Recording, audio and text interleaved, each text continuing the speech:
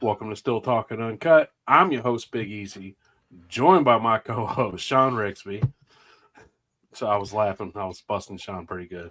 Uh, Right on time. anyways, right on time tonight, baby. Yes, we set the standard. We will not be late again. Why your eyes get so big, Sean? Anyways, welcome to the show. Welcome to the show, man. We special guest tonight, Dr. Pat from Wilderness Trail Distillery and Ferm Solutions. Welcome to the show, brother. It's a pleasure to have you. I've been looking forward to this one. Yeah, I'm happy to be here. So, tell us a little bit about your background, man. Hold on, Sean, you're okay. jumping Sorry. ahead, man. Yeah. Are you drinking on anything special over there tonight, Dr. Pat? Actually, tonight I'm just kind of taking it easy. I do have some Wilderness Trail 7-year rye that I'm just kind of just sort of sipping around on a little bit. 7-year Nice. rye whiskey. We didn't make too many bottles of this. I don't know if there's any left, but this was a really good small batch we did fairly recently. Nice. But 7 years. That's a That's bit. patience. oh yeah, That's patience, that's for sure. we just came out with a 10-year within the last couple of weeks, actually. Nice. Yep. Actually, it was the second barrel that we ever made was the bottling of our 10-year. It's kind of interesting. Definitely, let you relive all those moments that Yeah. led up to that, when you bust out one of your first ones. Yep, that's right. Well, hey guys, I had a question for you all. Since you're in Ohio, where are you based out of there now? I'm in Dayton. In Dayton. Yeah, he's in And Dayton, and I'm right between Springfield and Enon. So Okay. it's so, about 30 minutes away. like, right Okay. where 70 and 75 cross, Yep. that's where I'm at. Yeah. I was just in Dayton not too long ago. I did something at the Century Bar there. Okay. Yeah, and big fan of that place. And I've got a bunch of relatives in the Columbus area that are, all Ohio State people. And Yeah, we're special yeah, kind of folk around here. that's right. That's right. Well, y'all get all the Weller and all the other stuff up there that we don't ever see on the shelves down here. Yeah, you see a lot of red and green Weller here. Mhm. That's what you see a lot of. You get a lot of Buffalo Trace and Sazerac. Yep. Well, I'll tell you an interesting Ohio State story for you, and then I'll move on to the Wilderness Trail And we're all information. about Ohio stories. Keep it going. Yep. So, I was born in Covington, so I was born right across the line there. But my family, my mother's side of the family, the Flynn's actually had a machine shop where Riverfront Stadium was. Okay. So it was built over that. I got pictures, some old family pictures of our family machine shop that was there on that site. That got flooded out very regularly by the Ohio River. But anyway, my Ohio State story is I had a bunch of my cousins going to Ohio State in the 80s, and they got me tickets. Actually, they got them from my dad, and I ended up going. But we went to the first rock concert that was ever held at the Ohio State football stadium there in Nice. 1988. You guys know what it was? No. Pink Floyd. Pink. Yep. Hell yeah. So, well, I That's got to awesome. see them. It's about like 1980. It was either 87 or 88. But that's the first concert they ever held at that place, supposedly. So you had asked a question earlier about Wilderness Trail. Is that what Sean? Did you ask the question earlier? I thought you did. It's hard telling, man. We forget pretty easily Yeah. around here, Yeah. But Attention yeah. span real long. So what are you drinking, Easy? Apple brandy. Okay. I hear it's pretty decent. Yeah, it's all right.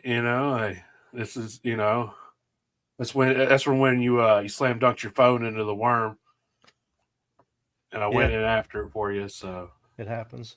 But no, I'm drinking some just clear blue corn. What is that? Ohio Blue? yeah, Yep. A buddy of ours. But so I guess we'll get into it. Just tell us a little bit about your backstory and kind of how you got started. if you got started on the distillery side, or if it was in the chemistry side, or just tell us a bit Yeah, about yourself, man. yeah. So, I got a pretty twisted path of how I got into distilling. Um, you know, I started off and, coming out of high school, I graduated from Clinton County High School. Shout out to my hometown there in South Central Kentucky. And coming out of high school, went to a community college. And at that time, I was interested in science, and I'd been encouraged that, hey, you're a good scientist, you're good at science, And I just thought, well, science, that's going to be my path in life. And at that time, I didn't realize there was anything to do with science past being a doctor or a pharmacist or a dentist or a veterinarian like everybody else, And so when I started college, I got into pre-medicine, and I started off with that. And my first year of college was pretty much a joke. I didn't get too many credits, I don't think. But anyway, I took microbiology probably the first year, maybe the second year that I was in college, and I loved the subject so much that I switched my major from pre-medicine to microbiology. And then took a little bit longer to get my degree than most people. It took me about 6 years to get my bachelor's degree. Ended up with bachelor's degree in microbiology from the University of Kentucky. And then I really didn't know what I was going to do, but I was looking for jobs. And I remember, one of the jobs that was available was a quality assurance manager for the company that makes Hot Pockets. And I was like, hey, I ate a lot of Hot Pockets. I was thinking, there's probably an allotment of Hot Pockets you get, every week. But I was like, man, I got to just keep moving, and figure something else out. I wonder if they're still hiring. Yeah, I need to check actually. But I took a summer job working for the Department of Plant Pathology at the University of Kentucky, doing pesticide applications on a variety of different plants, including tobacco and different grain crops and ornamentals and different things. And through that summer job, ended up taking a position as a graduate student in that department, ended up getting my master's and PhD in plant pathology at the University of Kentucky, and did a lot of work with farmers in the state with various crops, again, including some of the grain crops that we currently use to make whiskey. Coming out of graduate school, there's not too many plant pathology jobs available. And so I ended up taking a job in Eastern Kentucky as a medical microbiology professor. So I was actually a professor of medical microbiology for 7 years at the time I was there, it was called Pikeville College School of Osteopathic Medicine, but that's in Pikeville, Kentucky. So I was there for a while, and while I was in Pikeville, I started kind of that's kind of when moonshiners first came out, and there was this is the early 2000s.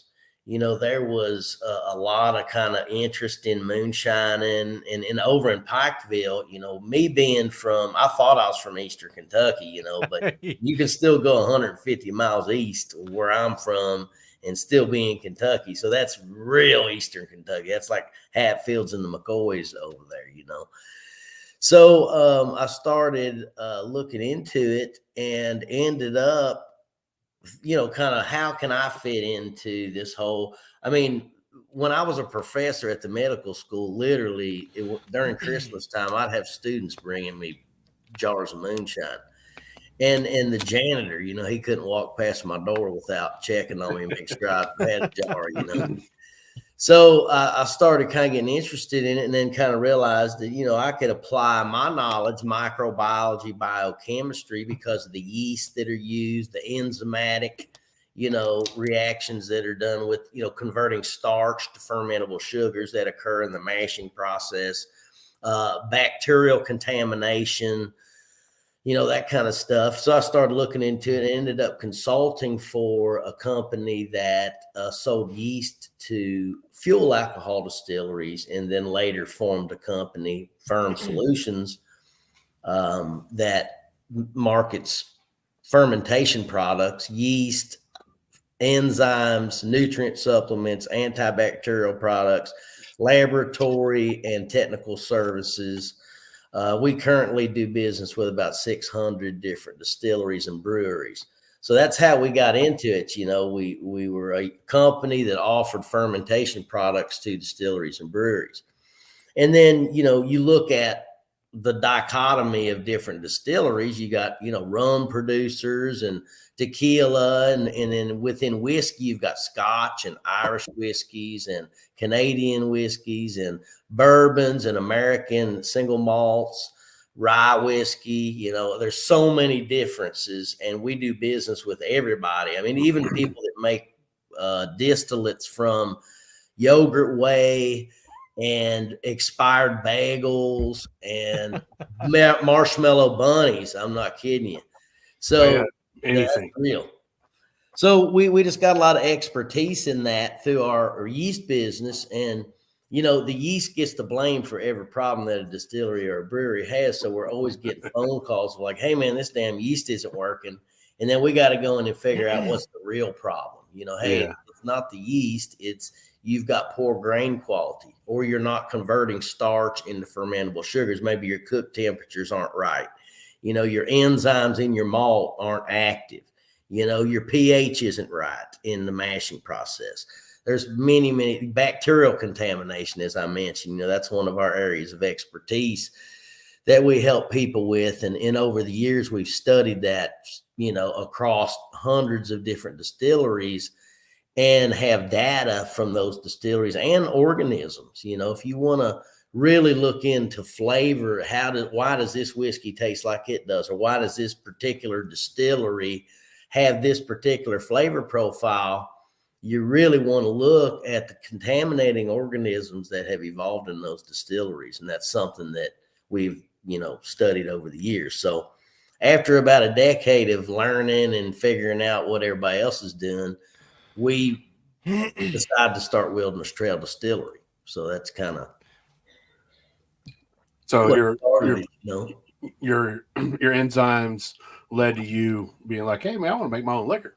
Well, once we learned how to do it by working with a lot of other places, then we decided we had the knowledge to do it. And we had a lot of great ideas because we saw what was causing problems at everybody. And then we're talking very diverse distilleries. You know, some are running pot stills, some are column stills, some are open top fermenters, closed top fermenters, grain on, grain off, you know, lautering before you're fermenting, grain on versus grain off distillation. I mean, many different facets of the process that you would never get to see on a tour. You know, we got to see from hundreds of different customers, and then getting over to beer producers. We've got fuel alcohol producers, non-alcoholic fermented beverages like kombucha and kefir. I mean, we do all that stuff. So we learned, and every bit of that stuff intertwines together, you know. But that's kind of how we started. In the home distilling world, I've noticed here, like the last couple of years, the liquid enzymes have really blew up. Talk a little bit about the benefits of the liquid enzymes compared to, like, you know, your barley and, you know, and stuff like that. Yep. So if you just look at Wilderness Trail, for example, we use, you know, in the teens percentage of malt. Actually, I think it's 11 to 12%, depending on if we're making a bourbon or a rye whiskey, which is almost enough to supply all the enzymes that we need.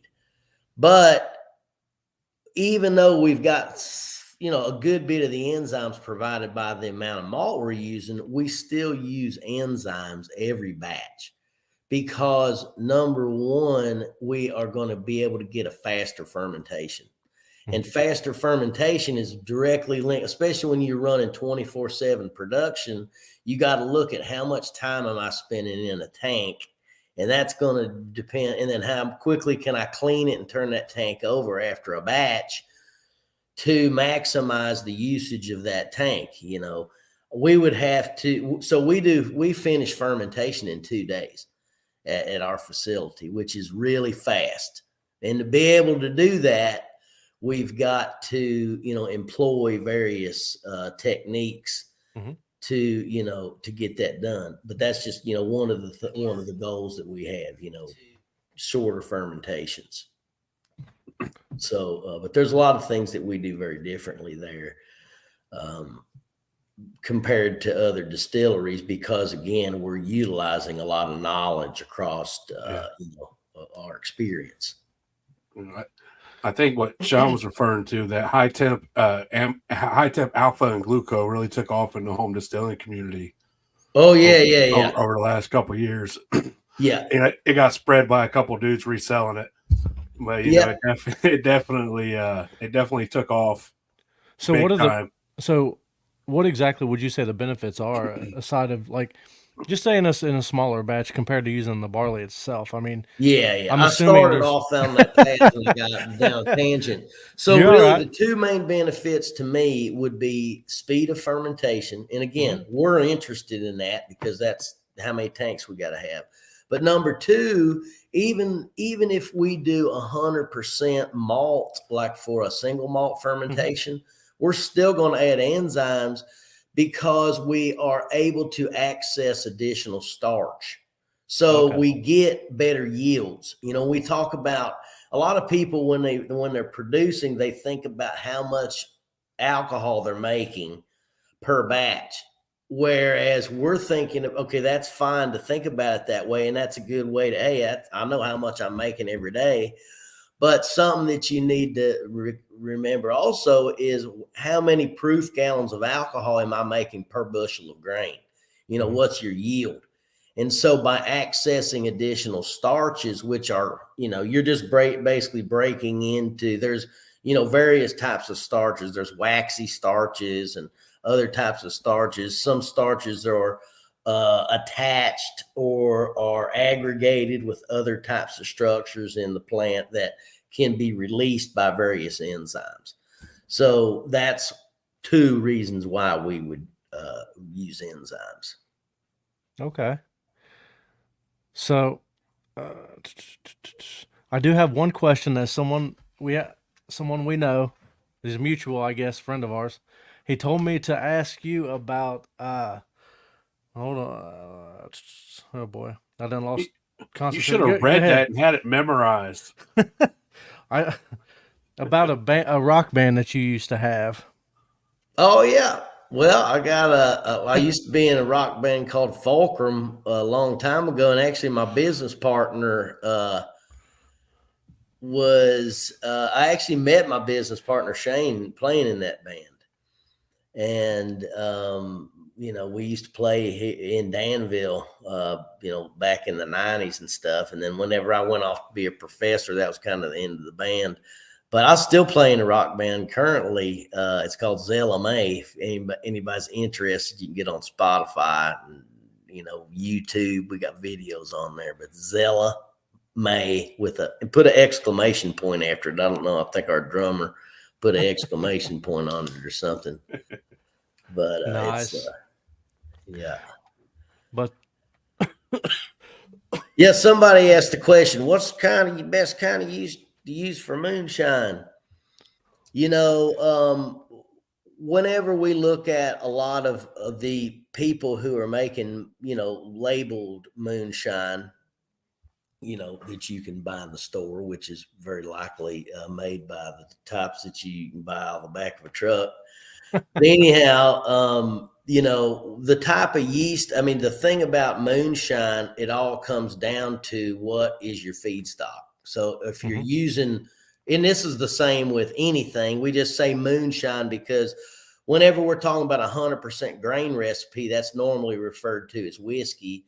And a lot of times moonshine, even though the name implies the illegalities and everything, I'm speaking of legal moonshine, is we see it and we experience with different people, it often has sugar is part of the, one of the main components in it.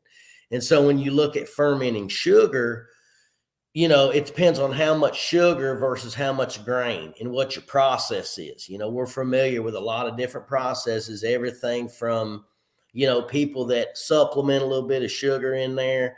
I think one of the biggest issues that we see with it is people not regulating the amount of sugar that's in their fermenter. The mentality is, hey, if I put more sugar in, I'm going to get more alcohol. But that's only true up to a certain point. And then you start inhibiting the ability of the yeast to make alcohol because there's too much sugar present. Mm-hmm.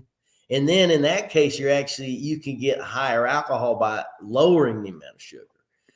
So you got to really think about, and then you also have nutrient deficiencies. If you're fermenting, let's just say sugar and water, all you've got is carbohydrates. You don't have any, other nutrients that are required, many, many different ones, calcium, magnesium, all these different things.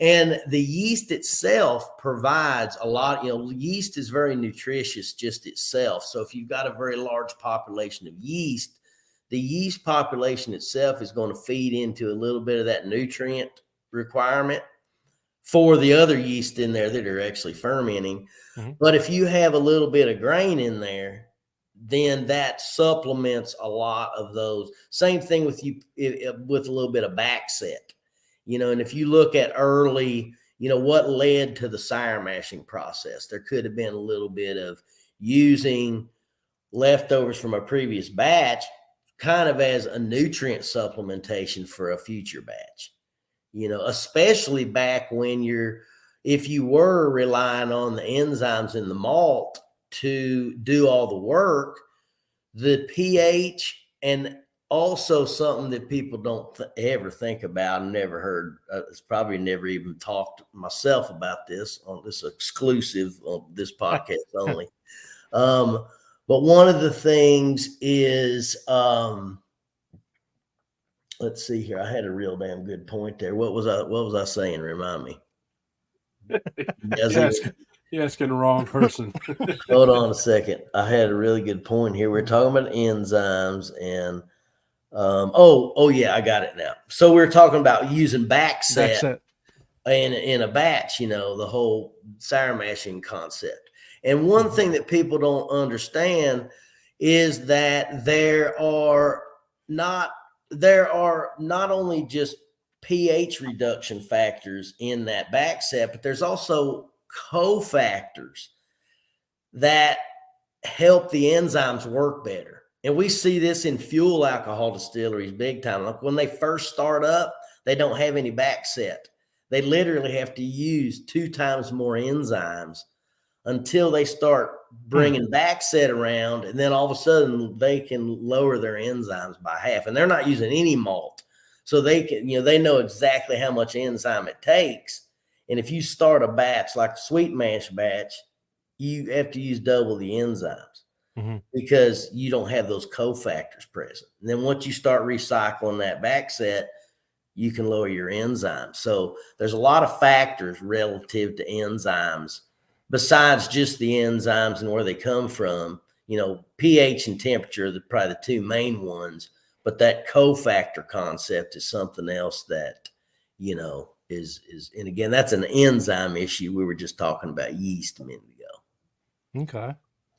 Interesting. So, go ahead. Jim Bruns wants to know what else besides alpha and glucoamylase can you buy from Ferm Solutions? And can you come pick it up there and not have it shipped?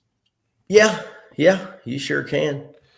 The only enzymes that we use are alpha and glucoamylase.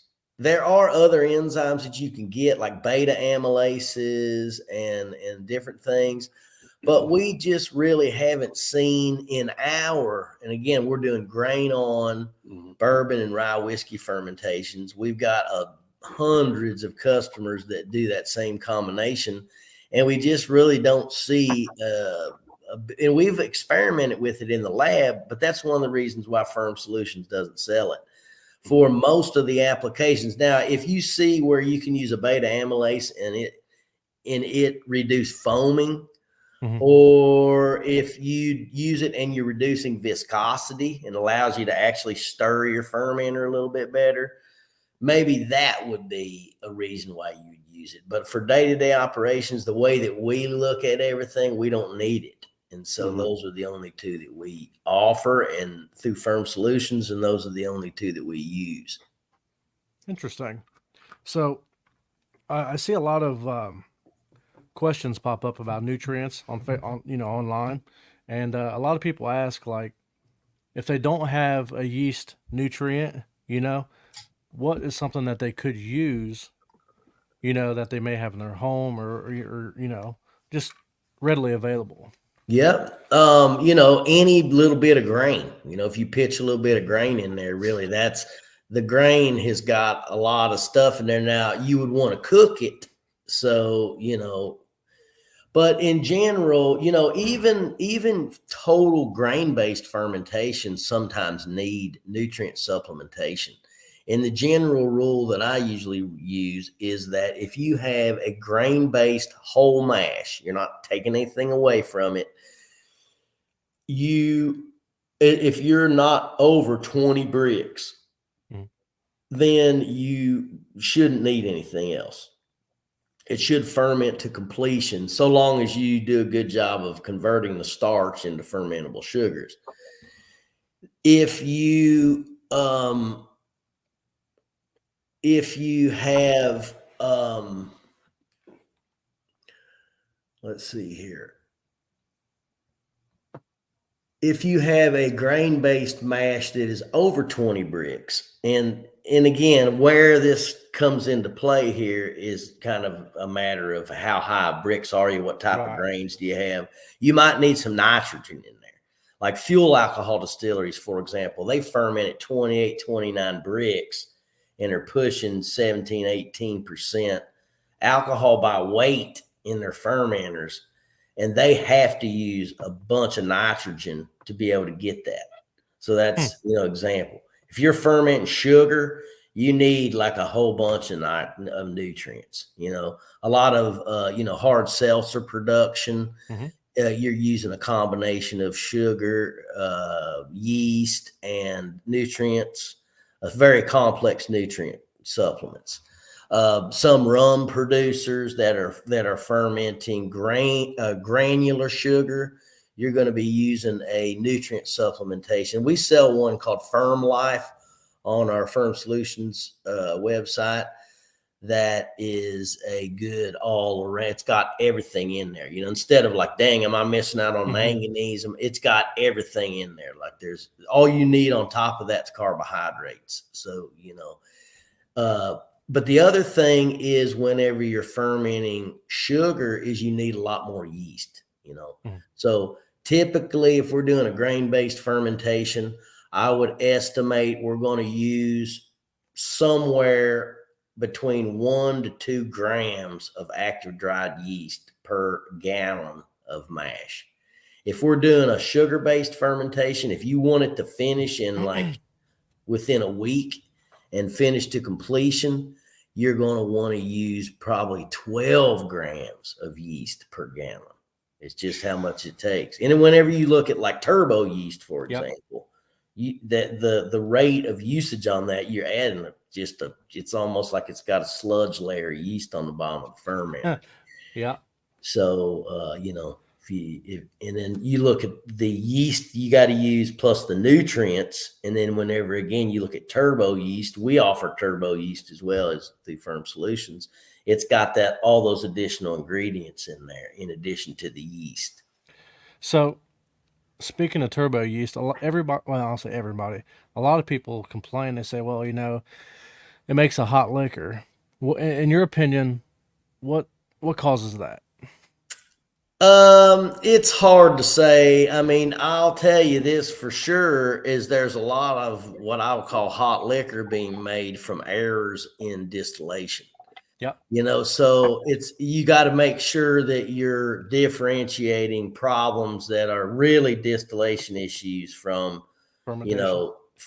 exactly. From something that you're adding in, like we're talking about turbo yeast, but I've heard complaints about the flavor associated with it. And it could be, again, it's hard to tease apart, again, unless you're doing an experiment, because my first question is, did it ever taste good? Because if this is your first batch, then maybe it won't ever taste good unless you change something. So you got to look at that and people's levels of expertise. What type of still are they working with? I mean, did they buy a 3-gallon pot still off of eBay? Are they using a 50-gallon hillbilly still?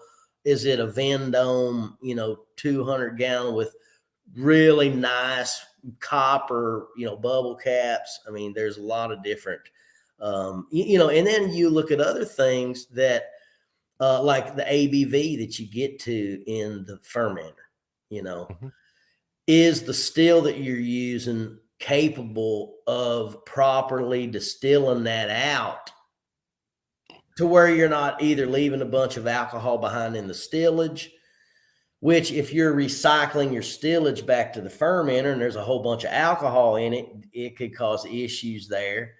But, just so many different variables. What proof are you coming off the still?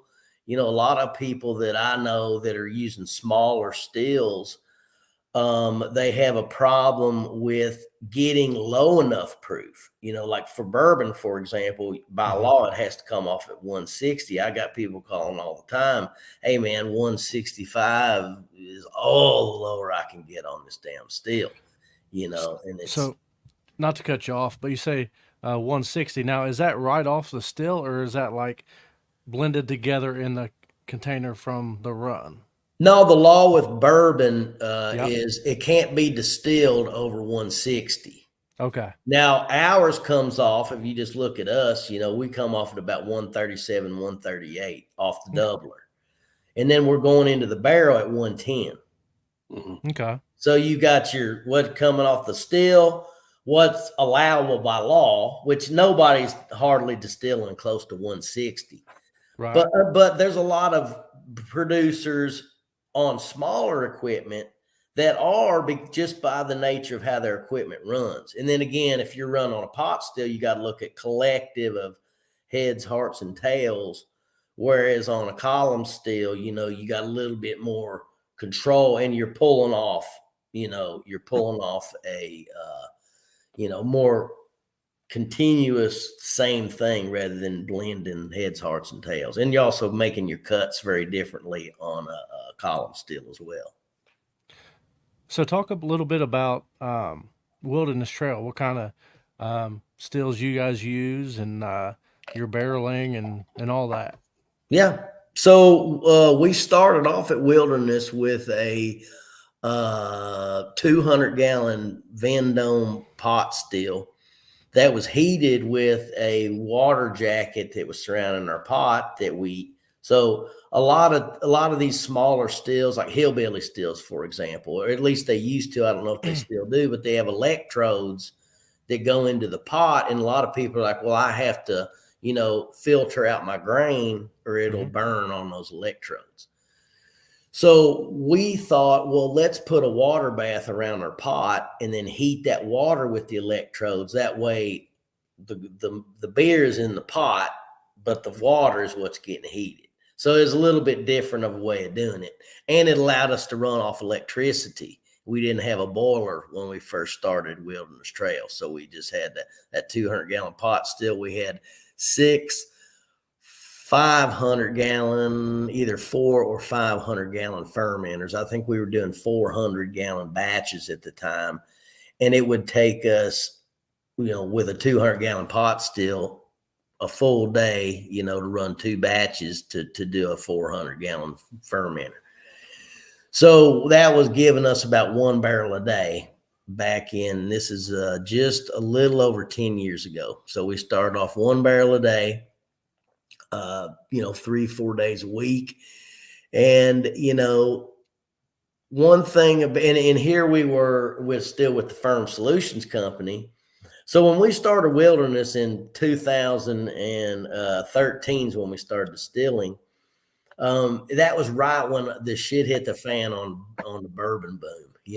Really things were, and we're right in the middle of it because we're in the Kentucky Distillers Association. And that was back when Here we are, new to the industry. We're showing up to the meeting, and here's Jimmy Russell, Jimmy Rutledge, Chris Morris, the whole gang all around the table, you know, representatives from Heaven Hill. There's Fred No over there. I mean, everybody it was kind of like the family, you know.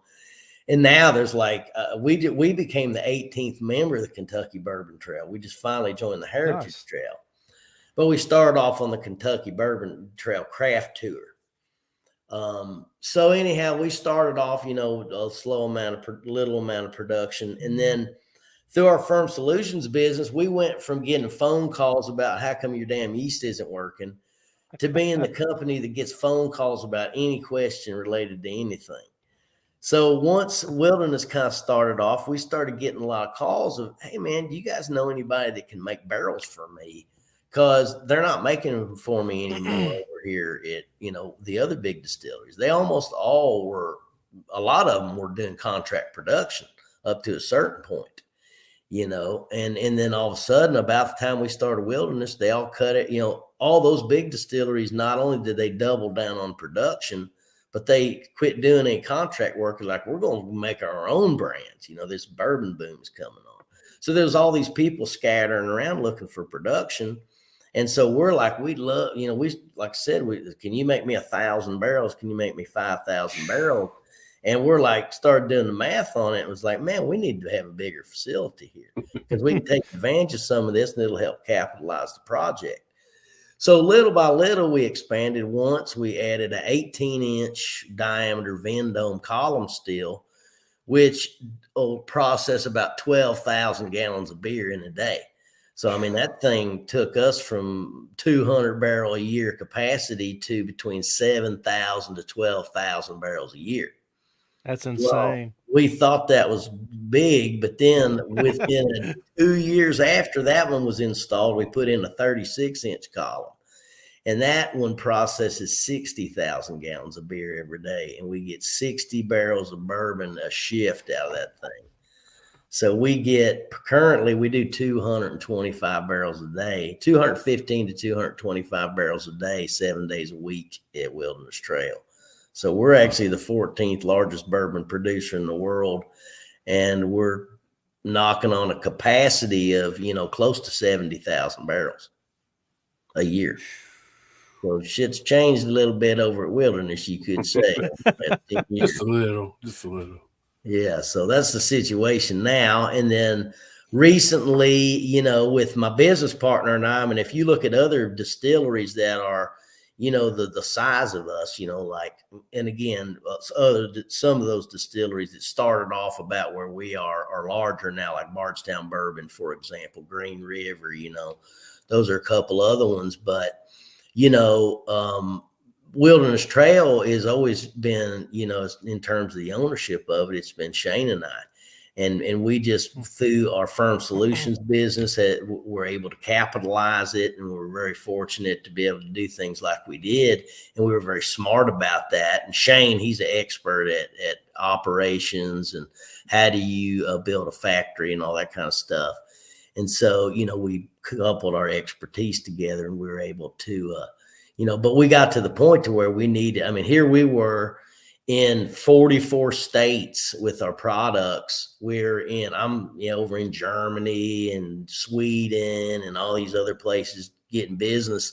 And we just realized, man, we got to have some type of partnership on this. So we ended up divesting 70% ownership of Wilderness Trail to Campari that owns Wild Turkey Distillery. So that went down about a year ago. And little by little, we've been transitioning, you know, over to working with those guys. Wow. So, yep. Shit, business is pretty good then. Yeah, it's pretty crazy. So talk about all the different stuff that you guys have barreled. I mean, is it just rye whiskeys? Is it? Well, we have two different bourbons actually three different bourbons that we're making. We do a wheated bourbon, which is a lot of people call it our yellow label product. So if it's got yellow on the label, if the label's yellow or if the word bourbon on the front of it is yellow, that would mean it's a barrel pick. But we have a wheated bourbon that is 64% corn, 24% wheat, 12% malted barley. And then we've got a high rye bourbon that's that same recipe, except it's got 24% rye in it. And then we've got a rye whiskey that's a 56% rye, 33% corn, and 11% malted barley. So a little bit different than the typical 95-5 rye recipe that a lot of people make. So those are our standard ones. We also do a 4-grain bourbon, which I believe that is 64 corn, and then 12 and 12 wheat and rye, and then the remaining 12 is malted barley. So those are ones that we make frequently. And then we've done a little bit of stuff with a single malt. There's probably some, there's some different mash recipes. I know we've done some, even higher rye bourbons, closer to 40% rye in a bourbon. So there's some other stuff in there that, we're looking at. We've got distillate. We do a product called Harvest Run that is barrel aged sorghum molasses distillate. So we buy sorghum molasses from a really excellent farm here in Kentucky, and we ferment that, distill it, and age it and use bourbon barrels. It's called Harvest Run. Really good product.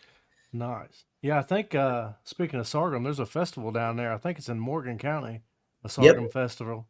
That's right. Now, do you have to do anything special with your sorghum? Because we haven't heard anybody talk about sorghum, so I'm intrigued. Like any molasses, it's going to be highly concentrated sugar. So you got to consider, what is the brix starting with? So if if you're starting, usually sorghum molasses as well as cane molasses comes in about 90 brix, 80 to 90 brix. And where you want to be is about 18 brix on that. So you cut it, 1 to 4 about, to get your 18 brix. You do have to add a little bit of nitrogen. We add diammonium phosphate. That's a food grade nitrogen source. We add about probably 1.5 grams per gallon of wash. And then that's all we do. Just add yeast. We do about 2 to 3 grams per gallon, and rock and roll. We use FP1 yeast which is a Ferm Solutions yeast anytime we're doing molasses or sugar. Now, when you guys do, I guess some molasses or anything like that, rum, I guess, is the fermentation, does it take longer than it would say with a grain? Well, it normally does a little bit, but we try to keep it within 5 days. Okay. Yeah. Tom, what yeast was that again? That was FP1 is the name of it that I was mentioning. That's the one we usually use for. Now we also have one 921 that we've also used. It's a good rum strain. It also makes good whiskey, but that's one that we've bona fide tested on rum. We've made a good bit of, at Wilderness Trail, not only over the years have we made a lot of our own, we've got our own brands, Blue Heron Vodka, Harvest Run, that's that kind of rum-like sorghum product, then our, Wilderness Trail bourbon and rye whiskeys. But we've made a lot of other distillates and have been involved with a lot of other distilleries that have made, some really cool, different distillates. So it's kind of neat to be involved, as well as a lot of the contract production, where we've made whiskey for different people who requested mash recipes that we might not have normally made for ourselves, So that's, we get the opportunities in a lot of cases to taste those products as they're aging. And so we kind of learn from that as well. So do you guys have any projects in the works right now? Or any special projects, I guess, or anything like that you can talk about? Well, I mean, one thing that we've got is, I mean, it's not necessarily a special project, but where we only started 10 years ago, we're coming into these aged products. I mentioned, we just released a 10-year-old just a few weeks ago. So, getting into the first 12-year-old product that we ever have, how's our wheat at, 12-year going to taste next to a Weller 12-year, there's all these different milestones relative to the age that it's hitting that, that we're really looking forward to. But, in terms of like innovation, I mean, we've done some really cool things relative to the barrels. We do some cool research with Independent Stave Company. They're the ones that make our barrels. We've done some recent, actually just got some whiskey out of barrels where we modified the outside of the barrel instead of the inside of the barrel. And our goal there was to increase oxygen permeability, because there are certain chemical reactions like esterification reactions, for example. A lot of those are mediated by oxidation. So somebody asked, what yeast for rice? I would do FP1 is our normal yeast that we recommend for rice, as well as using the enzymes, the alpha and the glucose. Is Wilderness Trail available in Ohio? Absolutely, it's available in Ohio. My cousins call me every time they come across the store. They're like on the Ohio Liquor Board website, like, hey, man, I noticed that in Coshocton, they're out of Wilderness Trail at Roscoe Village Liquor Store. I'm like, holy shit, man, these people know their territory around here. I'm gonna have to go look for some then. Oh yeah, it's out there. We do actually. I think Ohio is almost head to head with the business we do in Kentucky. It's unbelievable. Really? It gets extra cold up here, man. Long, cold winters. Somebody there said they get browbeat when they tell somebody to use DAP. It's like, yep, some people just don't understand. These little whippersnappers. They got to be taught, So you said something about FP1. What's the highest percentage that you would go with that? Because I know a lot of people are all about getting the most out of the product. Well, again, yeah, I mean, I'm seeing, 15, 16 ABV, which is really way higher than you'd ever want to go for a distillate. Because, whenever you look at, a lot of people think of, well, I'll get more alcohol out of that batch.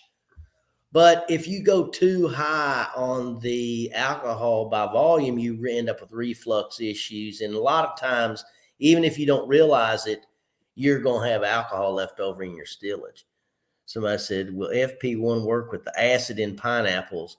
It should, but you might need to buffer that with something, put a little bit of grain in there, or,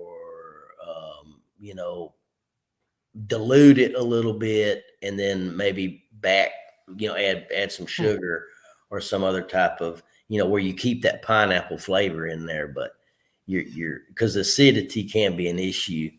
But it's pretty amazing the array of different pHs that we see. We've got big continuous fuel alcohol distilleries that run down in the threes, on pH. And we've got people down in Florida that are fermenting like leftovers from orange juice factories and stuff, and they're fermenting up in the 7, so and they're using the same yeast strains. So the yeast is pretty forgiving across a wide range of pHs. But if you're on the low side, you can always buffer it with a little bit of some type of a base, So talk a little bit about like bacterias, Brettanomyces and all that. Yeah. What's that one that everybody, the home distillers, I keep hearing a lot of? Lacto. Yep. So, well, like Brettanomyces that you mentioned, that's actually a wild yeast strain.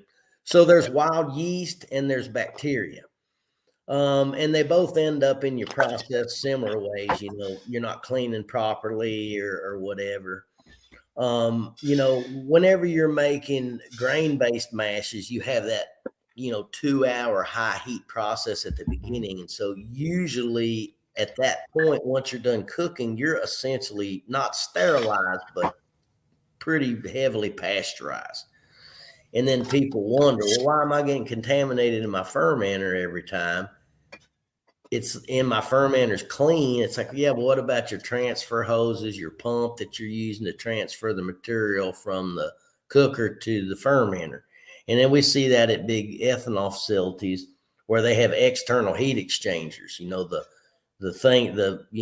and tube or whatever type of, I've seen plate and frame heat exchangers used, and those are external devices that are just notoriously contaminated, But anyways, whenever you look at the bacteria that contaminate any type of a brewery, these are the types of bacteria that kind of like the same bacteria that are in sauerkraut and yogurt. These are the ones that would be fermenting if you weren't putting in 100 million yeast cells per milliliter, they would be the ones fermenting it, Mm-hmm. And when we look at like corn silage and different things, these are the organisms that do that.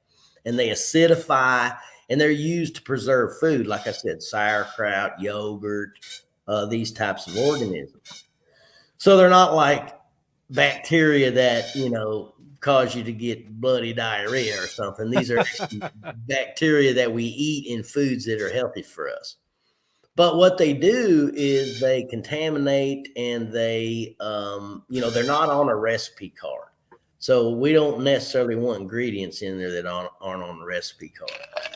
But what they do is they consume sugar that the yeast should be using. So you are decreasing yields. You're not getting as much alcohol.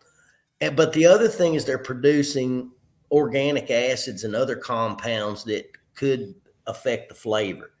Now, organic acids can be good because organic acids condense with alcohols to form esters. And esters are what give the fruity flavors and the vanilla and the caramel and all these classic flavors of different liquors. So the organic acids are important, but there's other organic acids like butyric acid, for example, that makes liquor taste like baby vomit. So, smell too.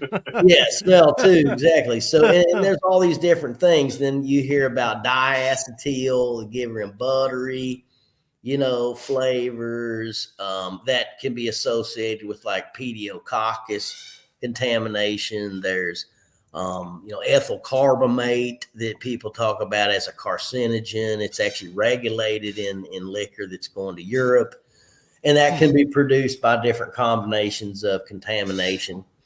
So now back to your question about lacto. Lacto refers to a specific bacteria that the genus is Lactobacillus. So there's a lot of different species of Lactobacillus: Lactobacillus brevis, Lactobacillus fermentum, Lactobacillus delbrueckii. There's a lot of different species of Lactobacillus.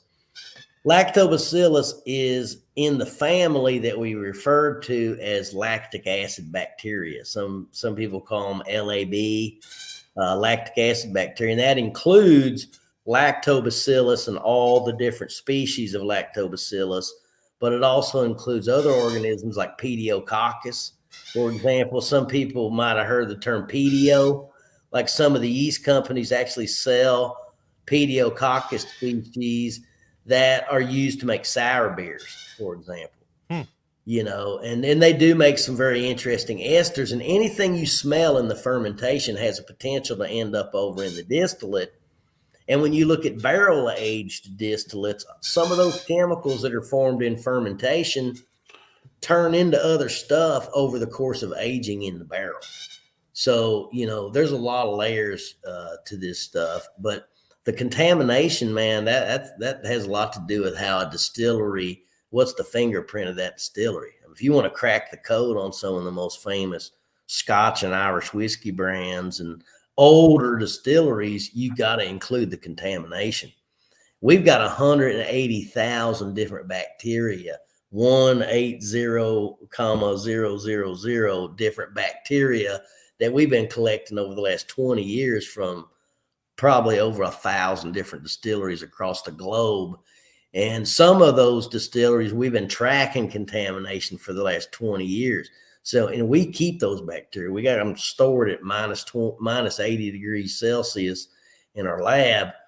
And again, if you want to really study flavor, we study them because we create products that kill them. If for fuel alcohol distilleries, that's one of the reasons why we started studying. But when we got more and more into beverage alcohol, we started looking at them more for flavor, But the other thing about it, and somebody mentioned it earlier, is all those bacteria have the potential as probiotics. So literally, we've probably got the world's largest repository of probiotic bacteria. And now we're communicating with pharma companies and medical companies to try to capitalize on that collection. So it's pretty interesting how all that ties together. There's so much more to this stuff, man, than what meets the eye. That's the beauty about it. So much. Yeah, tell me about it. But every time you hear somebody speak, that's just a new rabbit hole that you could spend a lifetime wandering down. And then if you ever do reach the end of it, or you've had enough of it, somebody else says something else, and you're on to another rabbit hole. And I like to mess with our buddy Hooch all the time. I tell him about something. He's like, well, now I got to spend all night on Google. Thanks a lot. And I'm like, you're welcome, buddy. Yep. Enjoy the rabbit hole. Learn it. Yeah, yeast and enzymes, that is definitely a huge rabbit hole. If you were making something for yourself to drink, what would it be? Probably a nice lemonade. But as far as distillates, I'm a whiskey guy, just straight up. I'm also a beer guy. I like beer. And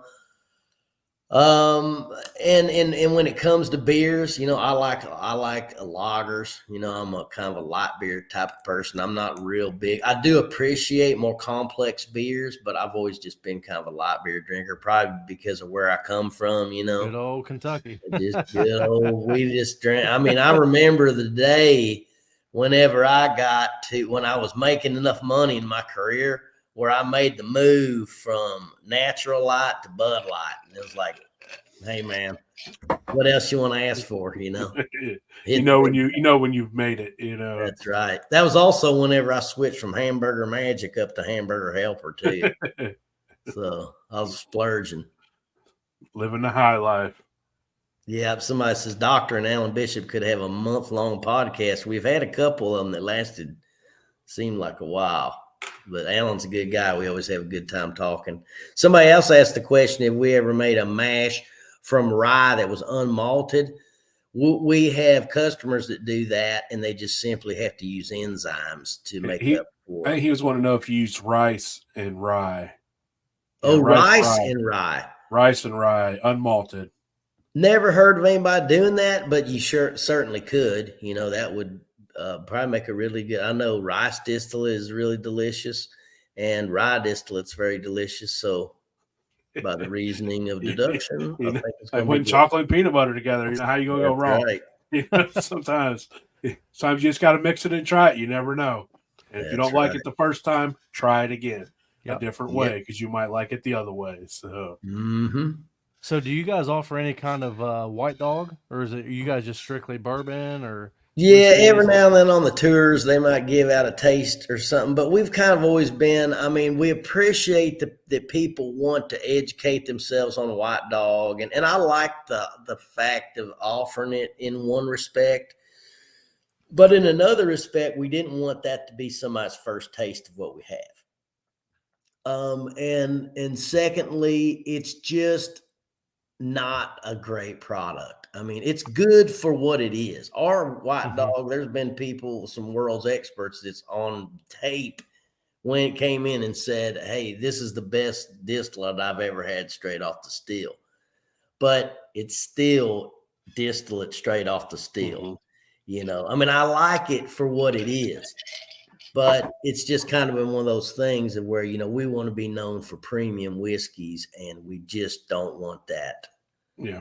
And so and it's also kind of a treat when somebody, somebody who really cares enough to make the pilgrimage of, I want to taste that damn distillate. It says, you can do it. You just need to come see us probably. Okay. I have to remind that that's another stop on the trail we're gonna run. We're gonna run that trail before I die, Sean. We gotta run that trail. Yep. Me, you, Hooch, the Masters, Noble. Let's go run that trail, man. Well, we're going to be down in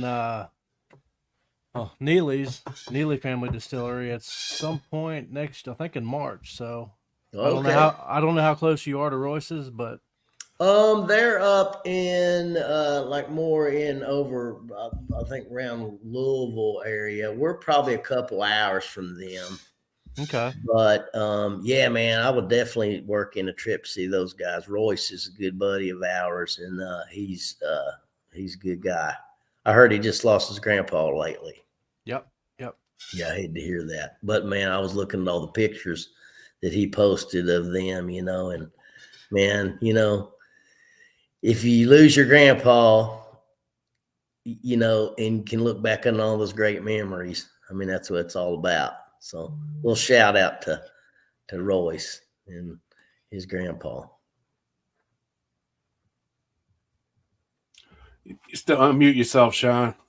Oh, you over hiding the sound of the He's ghost. giving a moment of silence. Appreciate that. I need a moment of silence. He's got all them damn baby goats in the background wanting fed. Yeah, I got a bottle baby, and it's back there hollering. I hear it. It's been going off on him. Me and the Masters have just been eating him up in a group chat about it. So, yeah, Sean's got goats. In case anybody's wondering what the noise is, that's not a squeaky door or sound effects we're tossing on there. So, feed your goats, Sean. Feed your goats. Yeah. So a good question come in. Do you have any Ohio corn strains in the Wilderness Trail recipes? Ohio corn strains in the Wilderness Trail recipes. Well, I don't know what the origin. I mean, nowadays where we use so much grain. I mean, at the very beginning, we were grinding 820 pounds of grain every day. It was no big deal to keep track of it. And we worked with a seed farmer. We worked with a local in Danville called Caverndale Farms, who's a seed farmer, and they did a real good job of keeping their varieties separate because they were a seed farmer. So we actually, in the beginning, had the option of using very specific varieties, whereas now we're grinding 1 million pounds of grain every 5 days. So it's like, we do what we can, to not only get local grains, but to, use varieties we're familiar with. But that's just kind of one of those things. Whenever you go larger scale, you just sort of do the best you can. And I mean, we get great quality grain. Yeah. It's just sometimes going to be different varieties. But number 2 yellow dent corn. Yeah. I don't know if it's anything like Ohio to where you get a massive tax break if you use in-state ingredients. Like Ohio, they give you a massive tax break if you get your ingredients from in-state. Okay. Yeah, I'm not sure about that. I'll have to ask about that. So yeah, it's insane the rates if you're locally sourced as opposed to bringing it from out of state. Like the tax breaks, it's crazy. So you hear a lot of guys talk about how we get our stuff from in-state, we get everything from in-state. So. Well, I know some bars you actually have to make everything that even the bitters. If you're gonna if you're a distillery, for example, in some states, I don't know if it's like this in Ohio, but if you can serve cocktails, but you have to make everything that goes into it. It's just kind of like can't crack a freaking can of Coke over here. I know distilleries that are literally making their own cola because they can't, by their state law, they got to make everything that's in their cocktails. It's like it's wild state to state. I think when we was over in West Virginia, the one we was at, he's like, yeah, we can't sell mixers or anything like that here. We would have to open up a whole nother business next door in a totally separate building to be able to sell mixers and things like that. And it's just like, it's crazy, man. All the hoops that make you jump through. So what was your biggest hiccup, I guess, if you will, when you guys opened the distillery? I mean, was there a hang up on licensing, or was it, just getting everything running? Having already been run a successful business and having capital from that business to properly, capitalize the distillery, we didn't have the headaches that a lot of people have. But one thing that I'll tell you, it's a little bit embarrassing to say, but one thing that we messed up before we really even got started is we literally broke our still before we ever used it. So we had, I know a guy. Been there. So we got our brand new Vendome pot still, and again, it's a pot that sets in a water bath. Okay? That one's a little expensive too. Oh yeah, it was a little bit expensive. So I'm guessing, probably somewhere around $500,000 or something. We had rectifying columns with it too. So anyway, we had this pot sitting in this water bath, and the water bath has a spot where you hook up a hose and to fill it up, and then it's got a pressure relief mechanism on it, which isn't like a valve. It's more like, it looks kind of like an air stone on there. And when the still's running and that water's hot in there, you'll see that little air stone kind of sizzling a little bit, letting out a little bit of that pressure. So when we first got the still, we had to fill that water bath full of water, or that water jacket rather. So we hooked the hose up to it, turned the hose on, and then later on that day, it's like, man, this damn thing is not filling up. What the hell's going on? And we opened up the manway and looked down in the pot, and the damn bottom of the pot was pushed all the way up to the top. So the pressure relief valve or whatever it is, it was just a screw that was in there, just a nut that was in there like to hold the space. And we were supposed to actually screw the pressure relief mechanism in there later. And we didn't do that. And we put that hose in there and pressurized it, and it pushed the whole bottom of our pot. So instead of having a 200-gallon pot still, we had about a 7-gallon pot still, just pancaked up. We called Vendome, and we're like, man, you guys are not going to believe this shit. We literally have broke this damn still just by filling it full of water. And they took it back, fixed it, and we were back off the races. But that was probably the one thing that, with all of our years of expertise, we broke our damn still right when we got it. Always a little valve, huh? Yep. So word to the wise, if you get a pot still with a water bath around it, be sure to remove the pressure relief valve before filling it. Them damn valves to get you. Yep. Yeah, that's amazing.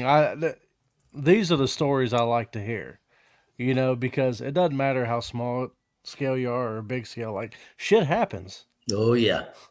Just the bigger it is, the more expensive it is. Yep. Oh yeah. Absolutely. But, well, I appreciate you coming on, man, and giving us a little over an hour of your time, but I think we kept everybody long enough. Hey, I will say this was a very amazing, informative podcast, man. I really enjoyed listening to you speak about yeast and enzymes and your distillery, but I was real intrigued about the yeast. Well, I'm glad you had me on here. So I appreciate it's my pleasure, brother. If you would, before we get off here, tell everybody where you can be found, if your distillery, the Ferm Solutions, all that. Yeah. I mean, you can find Ferm Solutions. We're www.ferm, Ferm as in fermentation, Ferm dash, that's a hyphen, solutions.com. Any of our products and things can be ordered off the website. We've got a lot of information about our company. And if anybody has any technical questions, don't hesitate to reach out. We've got online as well as call in, numbers actually that you can call and a human will answer the phone. And our Wilderness Trail, we are at 4095 Lebanon Road in Danville, Kentucky. We're again on the Kentucky Bourbon Trail. We welcome anyone to come by and see us for a tour. And that's where we're at. You can also find us on all the social media, Facebook, Instagram, and Where exactly is Wilderness Trail Distillery? Danville, Kentucky. Yeah, but we're just a little south of Lexington. So Not that far from us. I wouldn't assume. No, not at all. Lexington's like 2.5 hours, 3 hours. Yeah, we're like 45 minutes down below Lexington. Not too far from Wild Turkey and Four Roses, if you know that. Lawrenceburg is 25 miles from where we're at. So are you close to like I can't think of the name of the distillery, but Stephen Beam? Yep. So we're Limestone? probably 25 miles east of Steve's distillery. Okay. Yep. Mm-hmm. Yeah, we're going to have to go down and check that out. Yeah, man. Holler at me when you guys get ready to make it down. I'll be happy to show you around. Will do, man. Done. I said greatly appreciate you being on here and sharing Yes, your sir. knowledge, man. Yes, sir. Because Thank you so much. Yep. It was a pleasure. We appreciate everybody watching. You got any questions? Feel free to message Dr. Pat or message Sean or me. I'll answer. I'll just point you that way. Yeah, I'll just point you that way. So y'all have a great night, man, everybody. We'll see y'all next week. Absolutely. Everybody shine on. Have a good Take one. care.